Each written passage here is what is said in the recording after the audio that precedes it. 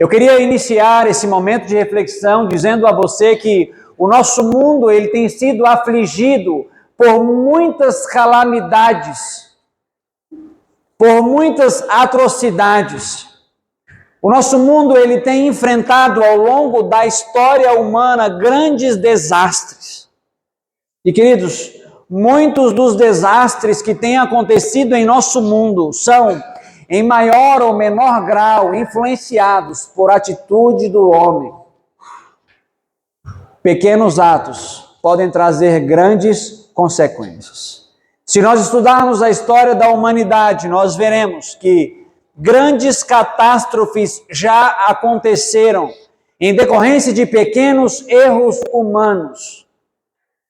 E queridos, se o mundo social, o mundo natural, o mundo em que não se pauta pelos princípios de Deus, pode ser fortemente influenciado por pequenas escolhas humanas, será que no reino de Deus, escolhas pequenas tomadas pelos seres humanos também não poderiam trazer grandes consequências, sendo elas positivas ou negativas?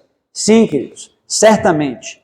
O nosso Senhor, Ele está atento às nossas escolhas, sejam elas grandes ou pequenas. E nós precisamos estar atentos, porque as Sagradas Escrituras, elas nos relatam exemplos de homens que, por pequenos atos, tiveram o curso de suas vidas mudados para toda uma eternidade. Podemos lembrar da história de Moisés, que ao ouvir a palavra de Deus, que deveria falar à rocha para que a rocha desse água, a feriu. E ali então foi convidado ao Senhor para subir um monte, o lugar em que lhe seria tomada a sua vida. Moisés era um forte candidato a ser trasladado ao céu e não passar pela morte e herdar a Canaã terrestre. O Espírito de Profecia diz que se Moisés houvesse continuado em submissão a Deus e não tivesse lhe roubado a glória que lhe era devida, Moisés teria o grande privilégio de ser trasladado, levado ao céu sem passar pela morte. Mas o único ato, queridos, de naquele momento roubar a glória de Deus e não agir em conformidade ao que o Senhor havia dito, custou a vida do profeta do Senhor. Nós temos o exemplo também nas Sagradas Escrituras de Uzá, que aparentemente em uma atitude que poderia ser por nós, tida por louvável, colocou a mão na Arca da Aliança, quando ali os animais pareciam que estavam fraquejando. E ali naquele momento, aquele homem, ao colocar a mão na Arca da Aliança, uma atitude que aos olhos humanos poderia ser considerada como correta, foi fulminado imediatamente pelo Senhor, porque era proibido àqueles que não eram da tribo de Levi participarem das coisas e do serviço dos sacerdotes. Pequenos atos já trouxeram grandes consequências na vida de muitos homens. Podemos nos relembrar da vida do rei Uzias, que obteve testemunho de ter agradado a Deus, e por ser um rei que lhe agradava ao Senhor, sentiu-se digno de oferecer incenso no serviço dos sacerdotes, e ainda quando advertido pelos sacerdotes, pelos levitas, que não poderia participar do serviço do santuário, ao insistir na sua obstinação, foi assinalado em sua testa com lepra. Condição em que sustentou até o dia em que desceu à sepultura. Pequenos atos trazem grandes consequências. Pequenos atos sempre trouxeram grandes consequências. Podemos nos lembrar que na queda de Jericó, queridos, diante de muitas riquezas, de muitas fortunas ali, um homem, ao escolher guardar para si um pouco dos despojos, contrariamente à vontade de Deus, que deveria ser para que não participasse das riquezas de Jericó, Acã trouxe uma maldição para o exército de Israel, milhares pereceram na batalha contra o exército de Ai por um único ato de rebelião, milhares foram afetados. Queridos, Deus ele sempre se importou com coisas pequenas, com pequenos atos. Ananias e Safira, em um ato talvez que aos olhos humanos poderia ser considerado como humanamente aceitável, disseram o valor errado ali dos bens que haviam vendido, mentiram ao Espírito Santo de Deus. Amados, pequenos atos trazem grandes consequências. Adão e Eva não precisou fazer... Adão e Eva não precisou fazer um ato grandioso de pecado para que nós nos encontrássemos na situação em que nós estamos hoje. Adão e Eva precisaram apenas desatender quantas vezes a vontade de Deus? Quantas vezes a vontade de Deus? Uma vez. E foi suficiente para que nós nos encontrássemos na condição em que nós estamos. Eu quero dizer aos irmãos que o nosso Deus é um Deus que se importa com pequenas escolhas. E aos olhos de Deus, não é o tamanho do ato que define o que é pecado. Eu quero ler para vocês um texto que está no livro Maior Discurso de Cristo, na página 51, preste atenção, e esse texto vai dizer assim: não é a grandeza do ato de desobediência que constitui o pecado, mas a discordância com a vontade expressa de Deus, no mínimo particular, pois isso mostra que ainda existe comunhão entre a pessoa e o pecado. Ou seja, aos olhos de Deus não é o tamanho do ato de desobediência. O Senhor ele não está olhando para a humanidade para ver se a humanidade está cometendo grandes pecados ou pequenos pecados. Não é isso que caracteriza o pecado aos olhos de Deus. Aos olhos de Deus, queridos, a desconformidade com a sua vontade, no mínimo particular, é considerado pecado, porque isso mostra que ainda existe comunhão entre a alma, entre a pessoa e o pecado. Nós precisamos estar atentos, porque o lugar de felicidade para a humanidade está na plena submissão à vontade de Deus. Se nós perguntarmos aos anjos, aqueles seres que nunca caíram, eles vão nos dizer que o lugar mais seguro e mais feliz em que uma criatura pode estar é no lugar onde eles andam em perfeita conformidade com aquilo que o seu Criador estabeleceu. Queridos, portanto, hoje para nós estamos em um momento em que o Senhor nos chama a escolhermos ou é tudo ou é nada. O cristianismo ele tem se tornado popular porque o cristianismo ele é pregado em muitas igrejas para que você aceite a Deus naquilo que lhe convém. Mas a Bíblia jamais ensinou isso, queridos. A Bíblia ela chama a cada um de nós a um momento profundo e radical de exame de nós mesmos e de uma entrega que nós precisamos fazer ao Senhor. Queridos, nós precisamos levar a sério a palavra de Deus. O salmista vai dizer para nós que os mandamentos de Deus, a palavra de Deus foi dada para nós para que nós os cumpramos como? Para que nós os cumpramos à risca. O livro da sabedoria de Provérbios, capítulo 30, versículo 5, diz que toda a palavra do Senhor é o que é? Pura. O salmista ele vai continuar dizendo: a palavra do Senhor é pura, como prata refinada e cadinho de como prata refinada e cadinho de barro, depurada 7 vezes. O que significa depurada 7 vezes? Significa que a palavra de Deus ela é pura no nível máximo. A palavra de Deus ela é pura no nível máximo. O mesmo Salmo 119, versículo 140 diz: puríssima é a tua palavra, puríssima é a palavra de Deus. É essa palavra que o Salmo vai dizer: Senhor, eu guardo no meu coração as tuas palavras para não pecar contra ti. De todos os maus caminhos eu desvio os meus pés para observar a tua palavra. Salmo 119. A palavra do Senhor ela deve ser tida por nós como algo muito valioso, como algo muito valioso. O salmista diz que desvia os seus pés de todo o mau caminho para que ele possa ficar em conformidade com a palavra do Senhor. Nós precisamos aprender a levar as Escrituras a sério, queridos. Nós precisamos aprender a levar as Escrituras a sério. Porque são nelas que nós encontramos o caminho para a vida eterna. E são elas que testificam de Jesus. São as Escrituras que nos convidam a uma comunhão íntima com Cristo, para que Ele possa operar em nós a mudança de nossas vidas. Queridos, a palavra de Deus ela é muito elevada. Quando Cristo esteve aqui nessa terra, Cristo usou a palavra de Deus e nos disse que a palavra de Deus era instrumento pelo qual nós seríamos santificados. Jesus Cristo vai dizer: santifica-os na verdade. A tua palavra é o que, irmãos? A tua palavra é a verdade. A palavra de Deus é instrumento pelo qual o Senhor está escolhendo para mudar homens, mulheres, jovens e crianças, para que eles se preparem para viver uma eternidade ao lado do Senhor. Há poder nessa palavra. E nós precisamos considerá-la como ela é. Se nós lermos a palavra de Deus como um livro comum, queridos, ela vai nos encher de conhecimento, mas ela não vai transformar as nossas vidas.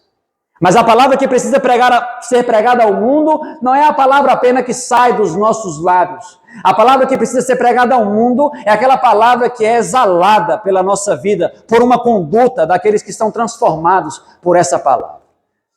Então o evangelho vai ser pregado a todo mundo para o quê, irmãos? Para testemunho. As pessoas precisam ver que a palavra de Deus tem poder para cumprir aquilo que ela disse que cumpriria. Foi por essa palavra que os mundos foram o quê, irmãos? Criados. O Senhor falou e as coisas se fizeram do nada. E é por meio dessa palavra que o Senhor quer operar a nossa redenção. Por isso que quando nós estudamos a palavra de Deus, nós precisamos ficar atentos. Porque se nós estivermos com o nosso coração aberto para que essa palavra seja escrita pelo Espírito Santo na nossa alma, certamente ela vai transformar a nossa vida. Então o momento que nós estamos passando agora é um momento o quê? Solene, irmãos. É um momento solene. Porque os anjos estão em nosso meio anotando as decisões que estão sendo feitas. Se a nossa mente está vagando em coisas fora desse lugar, tenha certeza, o Senhor tem acesso à nossa mente, porque Deus se apresenta como aquele que sonda as mentes e os corações. Homens deram as suas vidas para estarem diante de momentos como esse, em que poderiam estudar a palavra de Deus. Eu quero que você abra uma promessa nas Sagradas Escrituras que está no livro de 1 Reis. Vá comigo ao livro de 1 Reis. Eu quero pedir para que você abra o capítulo 8 no livro de 1 Reis. Nós vamos ler aqui um texto importante que está aqui no livro de 1 Reis. 1 Reis, vá comigo até o capítulo 8.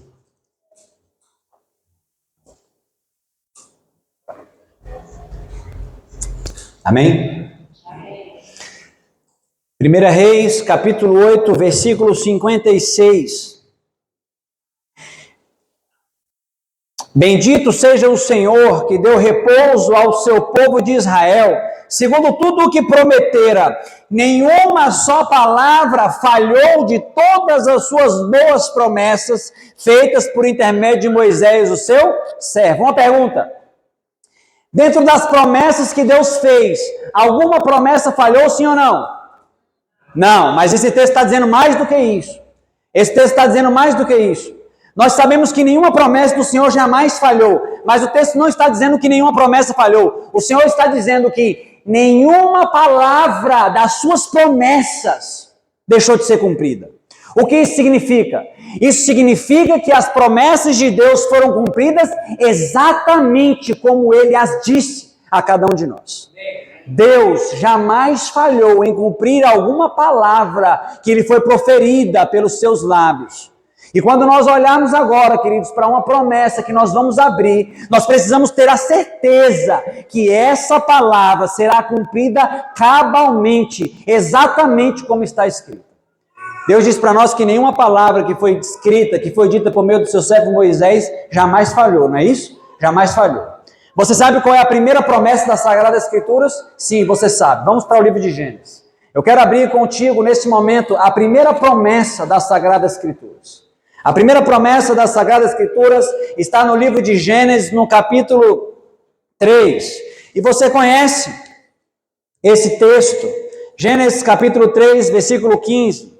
As Sagradas Escrituras vai dizer assim para nós: porém, inimizade entre ti e a mulher, e entre a tua descendência e o seu descendente, este ferirá a cabeça e tu lhe ferirás o calcanhar. Queridos, quantas inimizades foram estabelecidas no Jardim do Éden? Quantas inimizades? 2. Uma inimizade foi estabelecida entre Cristo e Satanás. Essa inimizade se cumpriu, sim ou não? Sim, queridos. Essa inimizade foi cumprida na pessoa de Cristo Jesus. Cristo Jesus, quando esteve aqui neste mundo e olhando para o príncipe Satanás, Jesus disse: aí vem o príncipe deste mundo, e ele o que, irmãos? E ele nada tem em mim. Completa inimizade entre Cristo e Satanás. Não havia nenhuma comunhão entre a luz e as trevas. Completa inimizade. Nada havia em Cristo em que Satanás podia se apoiar. Mas essa promessa não foi feita apenas para Cristo.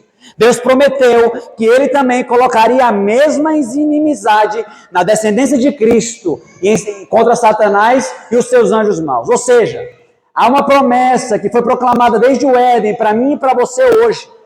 E Deus diz para nós, a primeira coisa que Deus fez quando o ser humano pecou, após tomar toda a providência que foi dita aqui no céu, por Cristo e os seus anjos, o Senhor desce à terra e lhe entrega uma promessa. E Deus prometeu que colocaria nos nossos corações inimizade com tudo aquilo que faz parte do reino das trevas.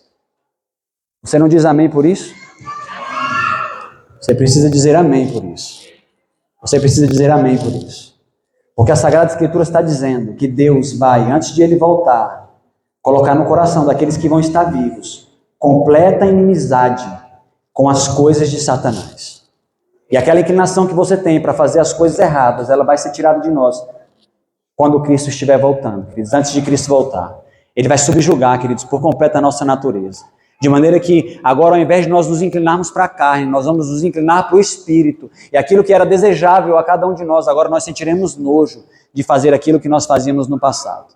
Nós precisamos almejar por isso, queridos. Cristo prometeu que colocaria inimizade no coração do homem, de maneira que o homem passaria agora a não sentir mais o desejo, a não ser mais atraído pelas coisas do mal. Amados, nós sabemos que antes de Cristo voltar, nós passaremos por tempos difíceis, sim ou não? Vamos ao livro de Mateus, capítulo 24. Nós vamos contextualizar, queridos. Andando nos eventos finais, nós já vimos que Cristo morreu, subiu ao céu, fez uma grande obra por cada um de nós. Eu quero ler um texto que está em Mateus, capítulo 24. Eu queria que você lesse juntamente comigo, a partir do versículo 21.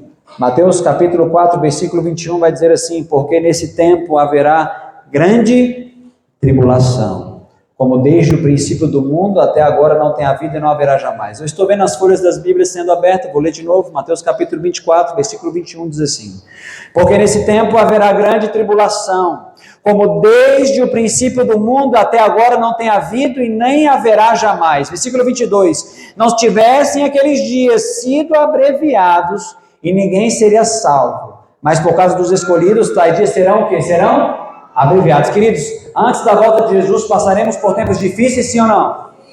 Não podemos nos esconder disso. Passaremos por tempos difíceis. Saberemos, queridos, que alguns acontecimentos acontecerão antes de Cristo voltar.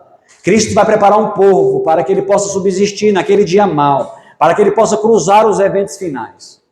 Sabemos que isso está acontecendo. Nós já vivemos em tempo de selamento, igreja, sim ou não? Já vivemos em tempo de selamento, já vivemos em preparo, queridos, para nós recebermos, depois do assinalamento de Deus em nossas frontes, o nome do Senhor. Nós já vivemos em tempo de selamento, há muito tempo nós já vivemos em tempo de selamento. E Cristo está preparando um povo para cruzar os eventos finais. E a palavra de Deus diz que antes de Cristo voltar, os dias seriam o que, amados? Os dias seriam o que? Seriam difíceis. E se não fossem abreviados, muitos se perderiam. Consegue entender, queridos, como serão esses dias? Quando você vai para Apocalipse, capítulo 7, lá vai dizer que tem 4 anjos que estão segurando o quê? Os 4 ventos da destruição. E nós sabemos que antes de Cristo voltar, os 4 anjos deixarão de reter os 4 ventos da destruição. O que isso significa?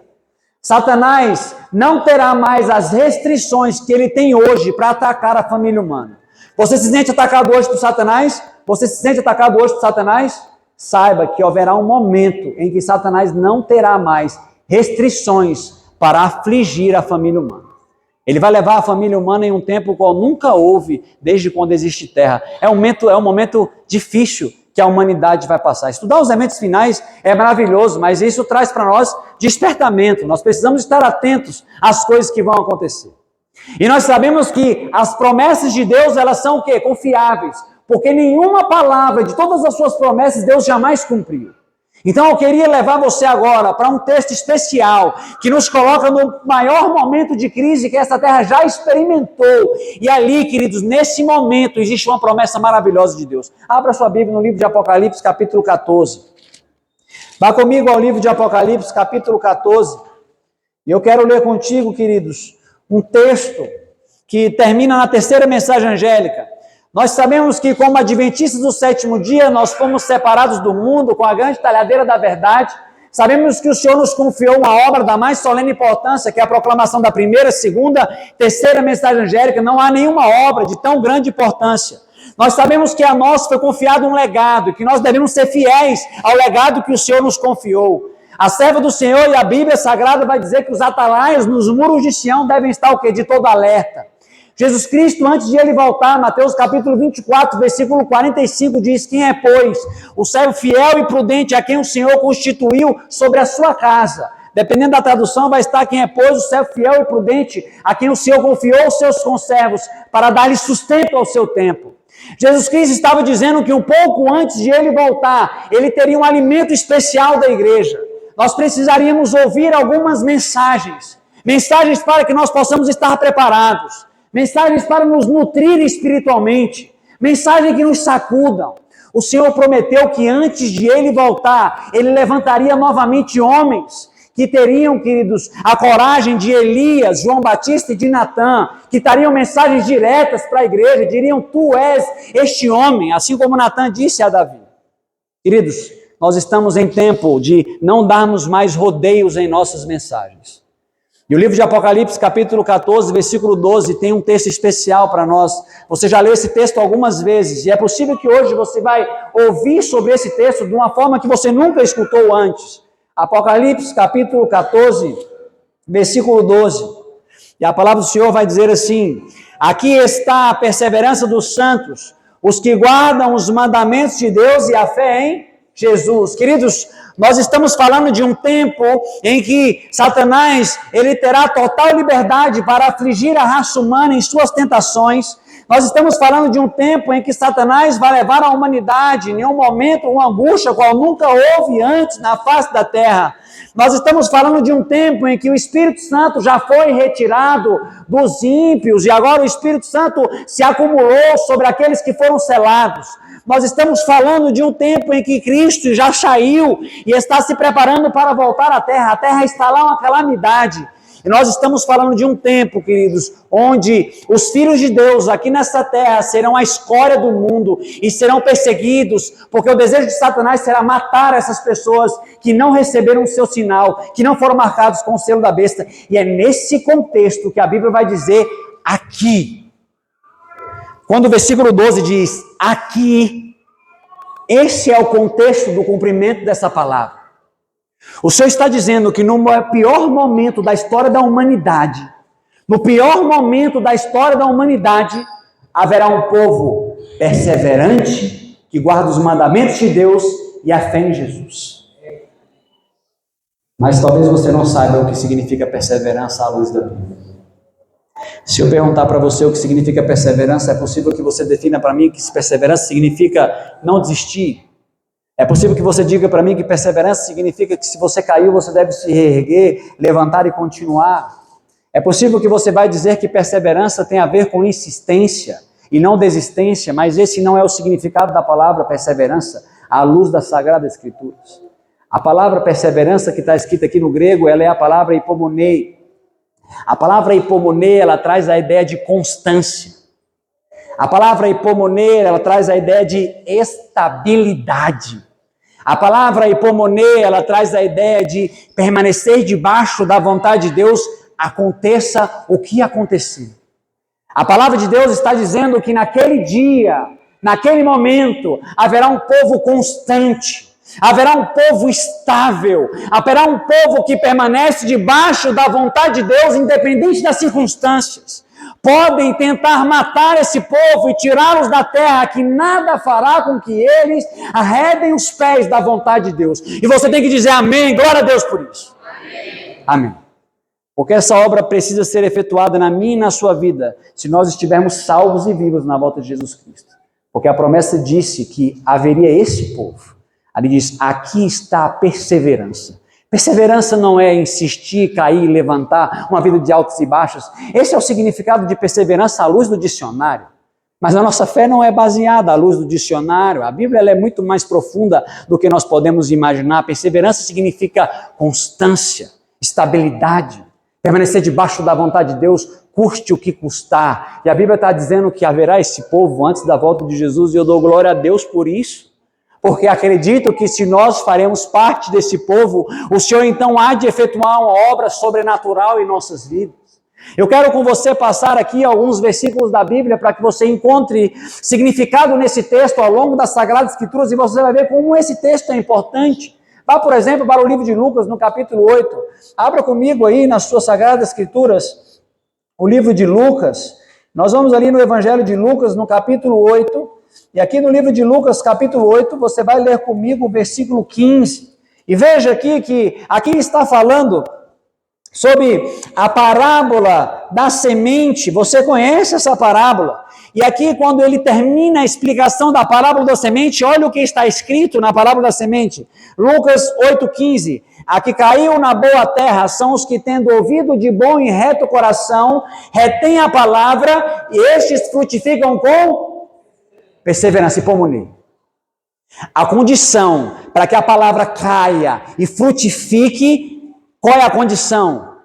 É aqueles que se mantêm em posição de estabilidade, constância. Debaixo da palavra de Deus aconteça o que acontecer. E aí fala que nessas pessoas a palavra faz o quê? A palavra faz o quê? Frutifica. O que é frutificar a palavra? O que é frutificar a palavra? O que são os frutos do Espírito? Os frutos do Espírito são traços do caráter de Jesus. Amor, paz, longanimidade, bondade, mansidão, domínio próprio, paz, alegria, contra essas coisas não é o que? São traços do caráter de Jesus. A obra do Espírito Santo é glorificar a Cristo em nossa vida. João 16,14.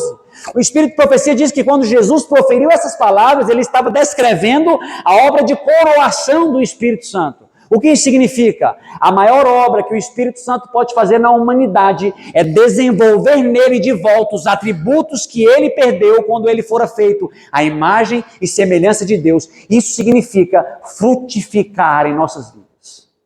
Frutificar não é trazer pessoas para serem batizadas. Porque existem muitas pessoas de outra igreja que batizam. Existem pessoas que batizam em todas as igrejas. Existem pessoas que batizam mesmo com a mentira. Frutificar significa desenvolver a semelhança com Jesus. E a palavra de Deus diz que esses que vão desenvolver a semelhança com Jesus, eles têm uma posição. Qual é a posição que eles têm? Hipomonê, estáveis, constantes. Ficam embaixo da palavra de Deus, independente das circunstâncias. É importante essa palavra, sim ou não? Lucas capítulo 21, você está indo no livro de Lucas, será que isso é importante para a sua salvação? Lucas capítulo 21, olha o que vai estar escrito aqui no versículo 19. Leia comigo o que está escrito no capítulo 19, Lucas 21, versículo 19.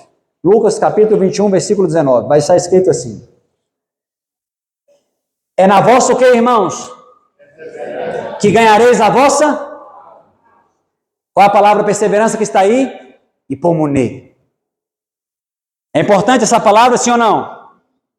Romanos capítulo 5, vá um pouco mais para frente. Perceba como Deus ele é misericordioso. Veja que o Senhor está usando todas as formas para nos preparar, para nos transformar. E é possível que você já tenha reclamado a Deus pelas lutas que lhe vem sobrevindo aqui nesse momento da terra. É possível que você já tenha questionado a Deus por que você tem passado por momentos de dificuldade. Agora, olha o que está escrito em Romanos, capítulo 5, versículo 3. Leia comigo Romanos, capítulo 5, versículo 3. E não somente isso, mas também nos gloriamos nas próprias o quê?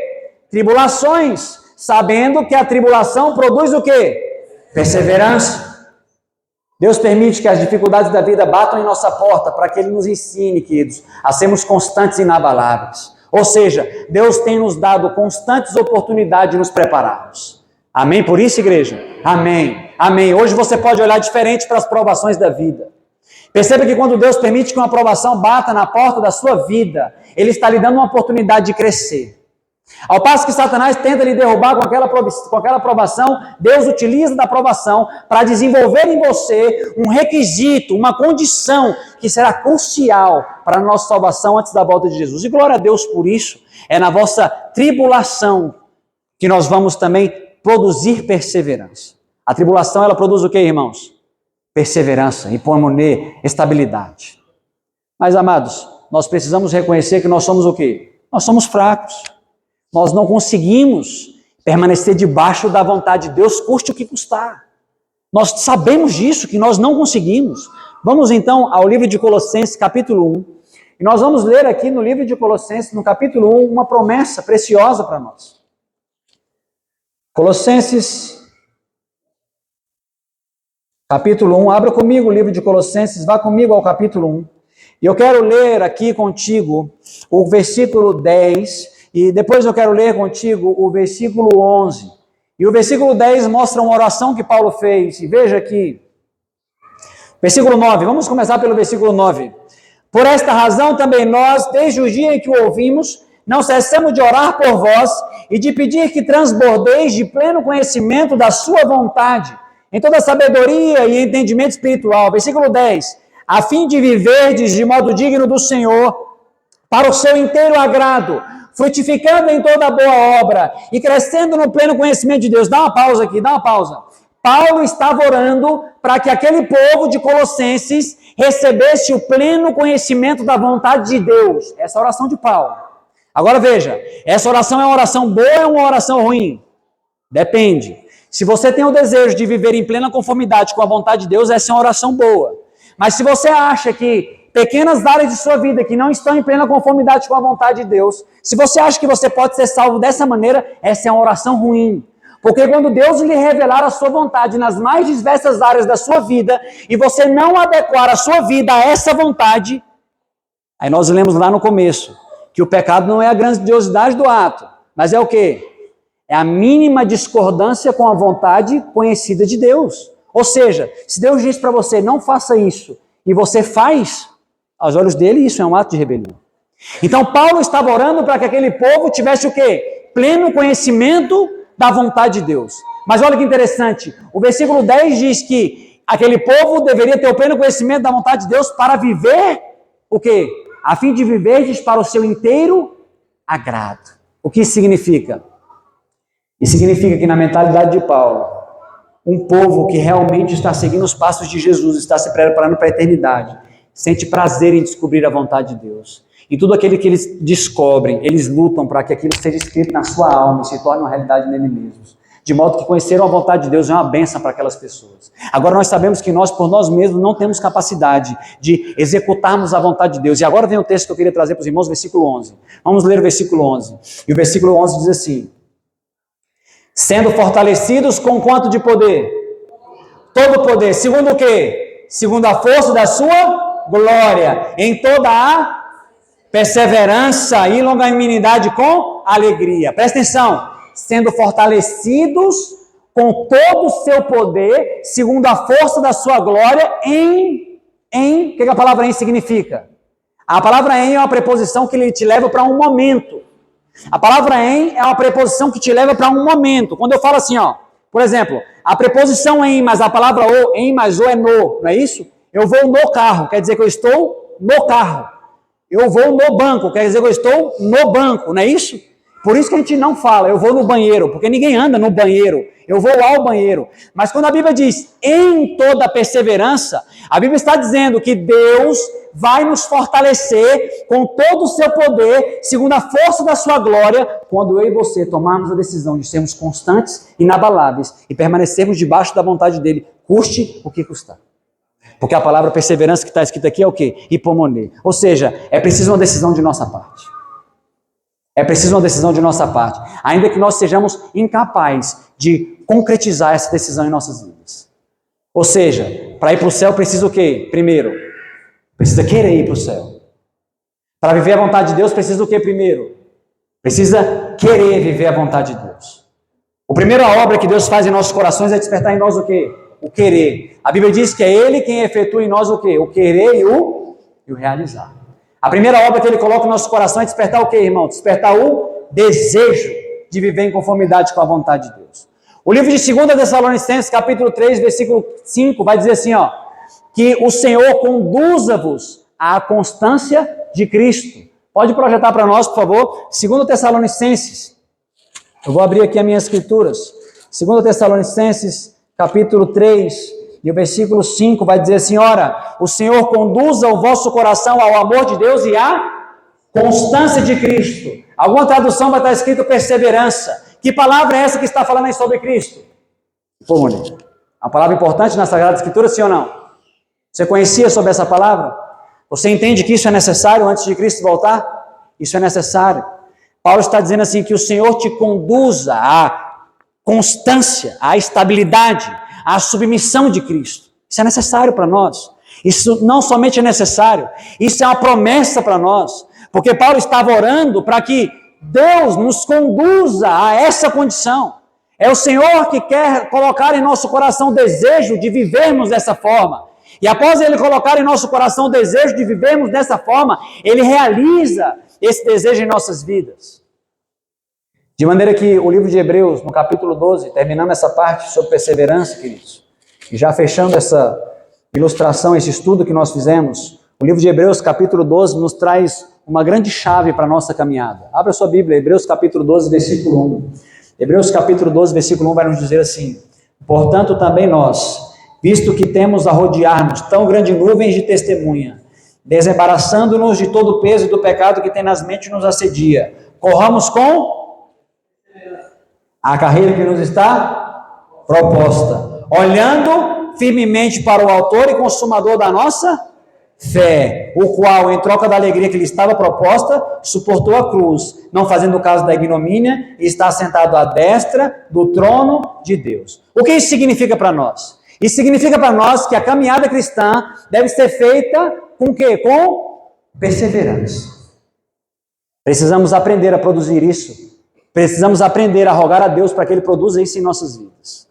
Só que não é apenas ter o desejo de viver de maneira plena a vontade de Deus, não é apenas ter o desejo de sermos constantes, não é apenas termos o desejo de sermos estáveis, não é apenas o desejo de permanecermos debaixo da vontade de Deus, custe o que custar. A Bíblia diz que nós devemos fazer isso olhando para quem? Olhando para quem? Olhando para Cristo. Percebe que isso não está centrado em nós mesmos, isso está centrado em Cristo Jesus, e é por isso que a Bíblia diz que quando nós contemplamos a Cristo, nós somos o que? Transformados de glória em glória. Porque quando você passa por uma dificuldade, você olha para Cristo, você vai ver que já a sua dificuldade jamais pode ser comparada à dificuldade que Cristo passou. E é por isso que os nossos olhos precisam estar centrados em Cristo, e é por isso que Cristo, Ele é o centro da nossa mensagem. Nós precisamos estar constantemente olhando para Cristo Jesus em nossa caminhada.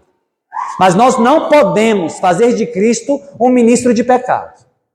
A Bíblia diz, no livro de Gálatas, capítulo 2, versículo 17, mas se vós, procurando ser justificado em Cristo, fordes vós mesmos achados pecadores, dar-se-á a caso de Cristo ser ministro do pecado? Não, jamais, jamais. O que isso significa? Não adianta nós, procurando andar agora, olhando para Cristo, vivemos uma vida de pecado, achando que Cristo vai nos salvar mesmo assim. Não, não é isso.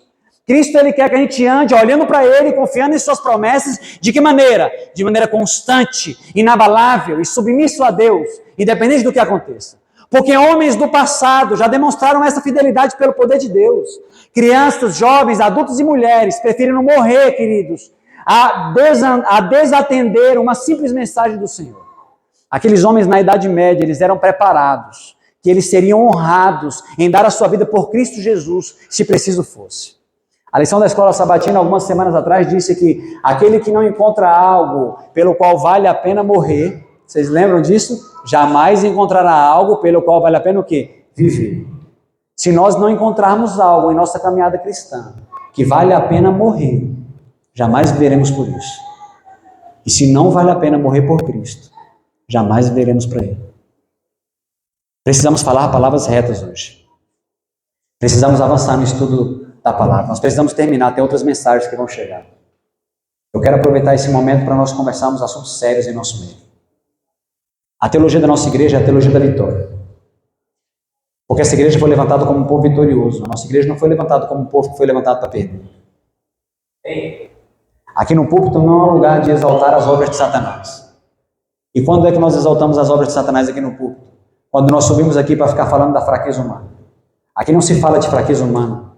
Aqui se fala do poder de Deus para restaurar a humanidade. A igreja tem sido consolada em suas fraquezas.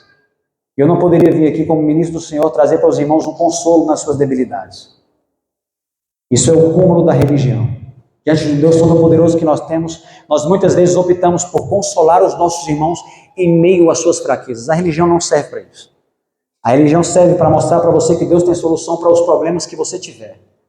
Representando assim que nenhuma mazela do pecado é maior do que o poder de Deus em nossas vidas. Não há nada que o pecado fez que Deus não tenha o poder de restaurar, nada. Alguém aqui se atreve a dizer que há alguma coisa que o pecado fez que Deus não possa dar solução?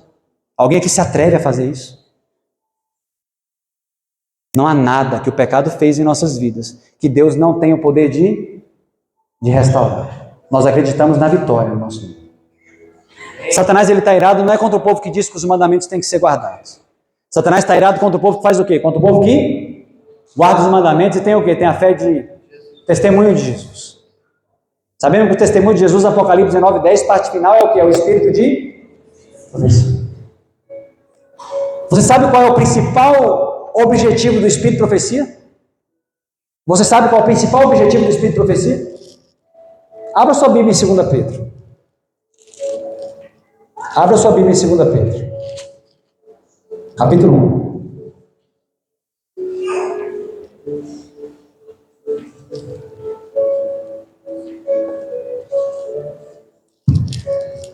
Abra sua Bíblia em 2 Pedro capítulo 1. Leia comigo a partir do versículo 19. E Deus abençoe sua vida neste momento. Temos assim, tanto mais confirmada a palavra profética. E fazeis bem em atendê-la como uma candeia que brilha em lugar o quê? Em lugar tenebroso. Até que o dia clareie e a estrela da alva nasça em vosso coração. Olha o que o texto diz. Devemos receber a palavra profética, sim ou não? Sim. Como uma candeia que brilha onde? Em lugar o quê? Escuro. O que isso nos mostra?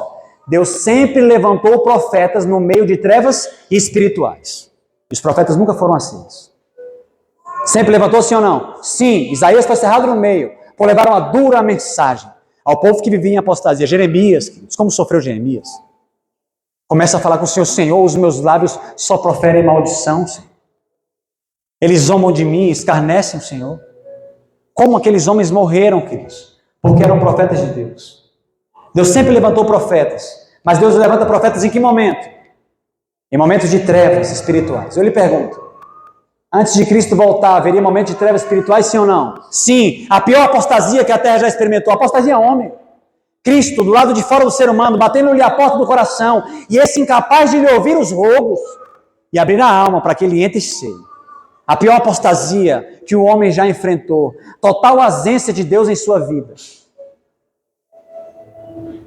E aí Deus envia para nós o quê? O espírito de profecia. Como uma candeia que brilha em lugar o quê? Em lugar tenebroso. Até que o dia o quê? Até que o dia clareie. A voz profética não vai ser tirada de nosso meio enquanto as trevas não acabarem. Pode você gostar ou não. Ela não vai ser tirada do nosso meio mais. Porque ela já foi dada para a igreja. Mas mais do que isso. A voz profética ela tem o grande objetivo de fazer o quê? Fazer com que a estrela da alva, quem é a estrela da alva? Cristo. Nasça em nosso. A voz profética foi dada para que eu e você fôssemos conduzidos de volta à semelhança com Jesus. Nós temos rejeitado a voz profética nos nossos dias, sim ou não? Muitos olham para o Espírito de profecia como se fosse só conselhos. Eu faço uma pergunta. Foi inspirado o Espírito de profecia, sim ou não? Se foi inspirado, ele vem por Deus, sim ou não? Então o Espírito de profecia, ele tem autoridade, ele é regra de fé, sim ou não? Por que muitos dizem que não? Por que ministros, homens renovados, dizem que não? Existem níveis de inspiração diferentes? Não, não existe. Não existe graus de inspiração. O Deus que inspira é um só. O processo de inspiração é o ato do profeta ouvir a voz de Deus e escrever o que ele está lhe dizendo. A Bíblia, quando classifica profetas maiores e menores, não é grau de inspiração. É tamanho didático de quanto do livro que foi escrito. Profetas maiores escreveram livros grandes, profetas menores escreveram livros pequenos, todos inspirados da mesma forma. A profeta do Senhor foi inspirada, sim ou não? Não podemos esconder a nossa identidade. Algumas pessoas falam assim: você é adventista, tem visita aqui, não fale da profeta. Por que não fale da profeta do Senhor? É nossa identidade. Ela nos foi dada para que Cristo nasça no nosso coração. As palavras que foram dadas por meio dela é para nos conduzir à Escritura, para que voltemos à fidelidade. Ela não é o centro de nossa mensagem, ela já morreu. Nós não seguimos ela, nós nos importamos com os escritos que ela nos deixou, porque acreditamos que foram vindos da parte de Deus. Eu quero ler um texto do Espírito de Profecia, um texto bem enfático. Eu quero que você guarde esse texto no seu coração. Eu quero que você guarde esse texto. Preciosa instrução tem sido dada a nosso povo nos livros que foi incumbida de escrever. Quantos leem e estudam esses livros? Hoje nós trouxemos 35 livros para dar de presente para vocês. Só no final da vigília. 35 livros do Espírito de Profecia para dar de presente. Não é o mesmo livro, não. Tem grande conflito, conselho sobre regime alimentar, mensagem ao jovem, lar e família, santificação, fé e obras, reavamento e reforma, no deserto da tentação. O que mais? Tem muitos livros para você levar para sua casa para você ler. Preciosa instrução tem sido dada ao nosso povo nos livros que foi incumbida de escrever. Quantos leem e estudam esses livros? A luz que Deus tem dado pode ser considerada com indiferença e descrença, mas essa luz condenará todos os que não resolverem aceitá-la e obedecer. É direto, sim ou não? É direto. É perigoso atender à voz de Deus, seja pelo meio que ela vier. Mas a característica do remanescente é um povo que não somente tem o espírito de profecia, eles fazem o quê? Eles guardam os mandamentos. Eu quero caminhar para o final da mensagem trazendo um alerta para você importante. Existe uma teologia emergente no nosso meio. Eu quero falar isso com muita seriedade. Se você prestar atenção nisso, você pode guardar os seus pés de enveredar em caminho errado. Você precisa estar muito atento a isso. Você precisa saber identificar isso. E existe uma teologia que está muito emergente em nosso meio, uma teologia contemporânea. A Bíblia diz que pecado é o quê? Todo aquele que transgride a lei também pratica pecado. Porque o pecado é a transgressão da lei. Teólogos modernos estão dizendo que existem pecados que não são transgressão da lei. Por que isso está sendo feito? Porque a lei é a regra do juízo, sim ou não? A lei é a regra do juízo. Mas se tem pecados que não são transgressão da lei, então você pode chegar no juízo com esses pecados que eles não vão tirar do céu. Perigo, engano.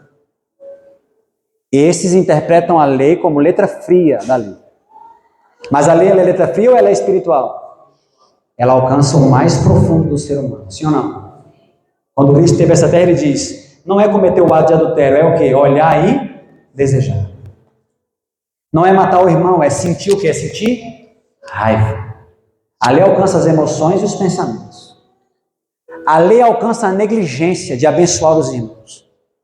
Porque a Bíblia diz, amarás o teu próximo como a ti mesmo.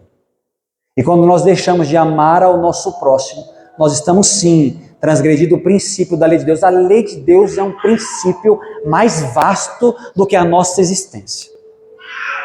Nós não vivemos pela lei, nós vivemos pela fé. Mas Deus prometeu que essa lei seria escrita no nosso coração. Essa é a promessa da nova aliança. Escreverei a lei no seu coração, gravarei a lei na sua mente. Aquela lei que um dia nos condenou, porque nós transgredimos, ela é tirada de nós no madeiro de Cristo Jesus. E agora quando Cristo ascende ao céu, Ele manda o Espírito, para que Ele possa escrever agora não nas tábuas de pedra, mas para que Ele possa escrever nas tábuas da onde? Do nosso coração. Haverá um povo que guarda os mandamentos na terra. Haverá um povo que é fiel aos mandamentos de Deus. A palavra de Deus é simples, nós não precisamos ficar fazendo malabarismos. Eu não poderia vir aqui hoje dizer que você vai continuar vivendo a sua vida de pecado, até Jesus voltar e você vai ser salvo. Isso seria uma maldição para a igreja. Porque eu sei que o pecado tem trazido prejuízo para a sua vida. Ninguém quer ficar brigando com filhos, com o marido. Ninguém quer ficar sendo impaciente, dando resposta que não deve ficar. Aqueles que são sinceros, seguidores de Cristo, ele tem um grande desejo de se desviar do pecado. Porque eu não quero ficar tratando a minha esposa mal, eu não quero ficar tratando os meus filhos mal. Eu não quero, queridos. Então qual é a minha esperança? A minha esperança é uma mudança completa. Só que mudanças completas precisam de entregas ou que? Entregas completas. Não é que Deus não está disposto a não fazer a mudança completa. É nós que não nos temos entregado completamente a Deus. Podemos fazer escolhas de ficar como cético, olhando o mundo andando, mas o tempo está acabando. Nós já vivemos em tempo em que os últimos grãos de areia da ampulheta, eles estão derramando. A nossa preparação ela é muito elevada. Nós não teremos o tempo que achamos que vamos ter para nos preparar. Hoje, queridos, é tempo de preparo. Mas, irmão Luiz, o coração do homem ele é enganoso. A Bíblia diz que Deus pode dar um novo coração, sim ou não? Tirarei de vós o coração de pedra e dar-vos um coração de carne. Bem-aventurados os limpos de coração. Pode haver mudança de coração, sim ou não? Mas Luiz, a nossa mente é pecaminosa, mas nós podemos levar os nossos pensamentos cativos a Deus, porque nós somos os que têm, nós somos como aqueles que têm a mente do mundo, nós somos aqueles que têm a mente de quem? A mente de Cristo. Desejar todas as ações diz que Cristo não cediu ao maligno por nenhum pensamento, e o mesmo pode se dar o que? Conosco. Obrigado, Senhor. Eu não preciso ser refém de Deus, você não precisa ser refém de Deus nos seus pensamentos. Refém do maligno nos seus pensamentos. Satanás nos ataca nos pensamentos, sim ou não? Quantos têm lutado aqui, queridos, para não cometer pensamentos pecaminosos? Eu tenho lutado, amados. Todos os dias? Todos os dias? Todos os dias, irmãos. Como eu quero ser liberto disso. E o meu maior regozijo é poder orar ao Senhor e falar: Senhor, o Senhor prometeu que nós podíamos ter a mente de Cristo. Eu submeto os meus pensamentos ao Senhor. Não deixa que Ele macule a minha alma. Tira esses pensamentos da minha mente. Mas, irmão Luiz, nós temos uma natureza pecaminosa. E agora? Livro de Romanos, capítulo 6, versículo 6, diz que o Espírito Santo, ele vai destruir o corpo da carne. A Bíblia diz que não há nenhuma comunhão entre as trevas e a luz, de maneira que se o Espírito habitar em nós de maneira plena, essa natureza que se inclina por mal será totalmente subjugada. E é por isso que ela vai ser retirada quando Jesus voltar. Não é porque ela está viva, ela vai ser retirada porque ela já morreu. É por isso que Colossenses capítulo 2, versículo 11 diz assim, que o despojar que a circuncisão de Cristo é o despojar da carne pecaminosa. Colossenses 2:11. O que é despojar? Quando alguém anda despojado. O que é quando alguém anda despojado?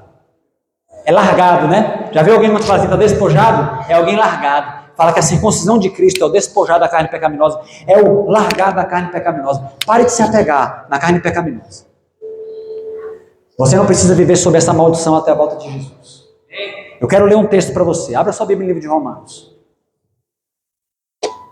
A Bíblia no livro de Romanos, capítulo 8, diz que a inclinação da carne, ela é inimizade contra Deus, ela não está sujeita à lei de Deus, e ela nem mesmo pode o quê? Nem mesmo pode estar. Você conhece esse texto, sim ou não? Você conhece esse texto? Abra sua Bíblia em Romanos 8. Eu preciso que você abra sua Bíblia em Romanos 8. Rapidinho. Romanos 8... Capítulo 8, versículo 5.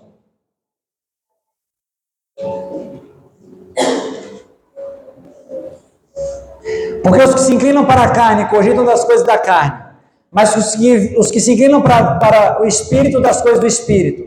Porque o pendor da carne dá para a morte, mas do Espírito para a vida e paz. Por isso, o pendor da carne é o que, irmãos? Inimizade contra Deus, pois não está sujeito à lei de Deus. E nem mesmo pode o quê? E nem mesmo pode estar. Se haverá um povo que guarda os mandamentos de Deus, esse povo não pode estar com justificativa de que tem problema com carne pecaminosa, porque a carne pecaminosa não está sujeita à lei de Deus e nem pode estar. Uau! Acabou o argumento da carne pecaminosa a partir de hoje nessa igreja, em nome de Jesus. Você não precisa ficar cativo desse argumento. Romanos capítulo 8, versículo 12. Eu quero que você diga amém quando você ler esse texto. Amém. Você vai ler esse texto e vai dizer amém. Romanos 8:12. Assim, pois irmãos, somos devedores, não à carne, como se constrangidos a viver segundo a carne. Porque se viver segundo a carne, caminhais para a morte, mas se pelo Espírito mortificar o desfeito do corpo, certamente vivereis. Pois todos os que são guiados pelo Espírito de Deus são o quê? São filhos de Deus. Nós não somos constrangidos a viver segundo o quê? Não somos constrangidos a viver segundo a carne. Colossenses capítulo 3, versículo 5 diz assim: façais, pois, morrer a vossa natureza terrena. O que é a natureza terrena? Natureza pecaminosa. 1 Pedro capítulo 1, versículo 4. Deus nos deu as suas muito grandes e preciosas promessas, pelo meio das quais podemos nos tornar participantes da natureza divina e por meio dela escaparmos da corrupção que há no mundo. 2 Pedro capítulo 1, versículo 4. 2 Pedro 1:4. Coloque para nós, por favor. 2 Pedro 1:4. Pelas quais nos têm sido doadas suas preciosas e muito grandes promessas, para que por elas vos torneis co-participantes da natureza o quê?